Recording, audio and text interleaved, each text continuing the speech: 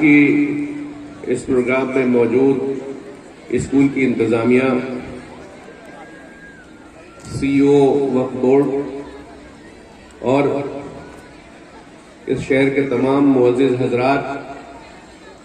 Parents اور students,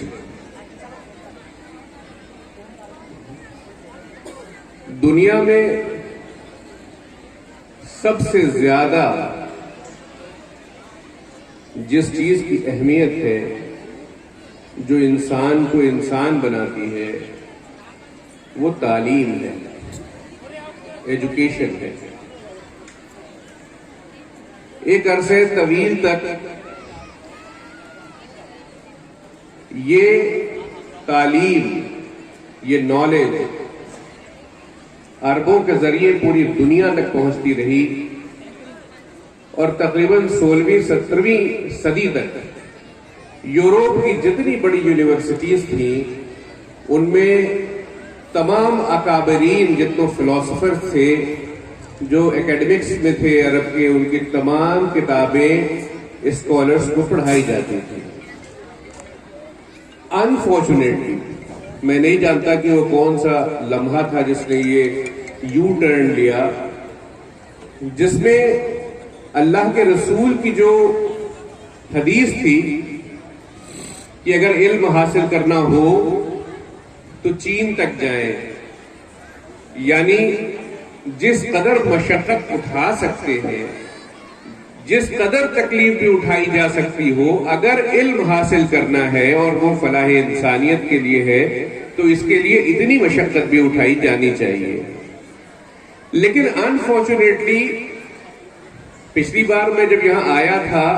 مجھے لگتا ہے کہ کسی اسکول کے فنکشن میں ہی تھا میں، تو میں نے وہاں پر ایک بورڈ لگا ہوا دیکھا تھا، تو مجھے لگا کہ شاید پرابلم کی جڑ یہیں پہ کہیں ہوگی کہ وہ جو علم تھا اس کے آگے بریکٹ میں دین لکھا ہوا تھا، یعنی ہم نے دائرہ محدود کر دیا۔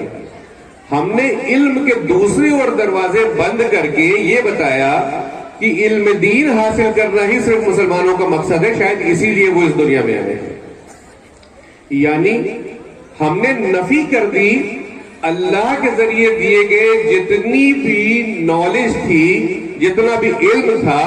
اس کی طرف سے ہم نے اپنا منہ موڑ لیا۔ تو جب اللہ کا دیا گیا علم اور اس سے ہماری روح گردانی ہوگی تو کامیابی کیسے ہوگی؟ اللہ تعالیٰ قرآن کریم میں فرماتا ہے کہ ہم جتنا چاہتے ہیں اتنا علم انسانیت کو دے دیتے ہیں۔ اس زمین سے آسمانوں تک پہنچنے والا علم بھی اللہ رب العزت کا عطا کیا ہوا ہے۔ اس سرزمین پر یہاں سے لے کر یو ایس اے تک میں اگر آپ کسی اس سرزمین پر جو کچھ بھی ہے وہ اللہ کی ذات سے ہے، اور جو کچھ بھی ہمیں حاصل ہے وہ ہماری جانب اللہ کی جانب سے ودیعت ہے۔ لیکن 18ویں 19ویں اور 20ویں صدی ایسی رہی جس میں ہم نے اپنے آپ کو سائنس سے الگ کر لیا۔ ہم یہ سمجھتے رہے کہ دین الگ چیز ہے اور سائنس الگ چیز ہے، بلکہ بڑی شد و مد سے سائنس کے خلاف گفتگو کرتے رہے، اور یہی وجہ ہے کہ آج بھی ہماری سمجھ سائنس کے معاملے میں کمزور ہے۔ ہم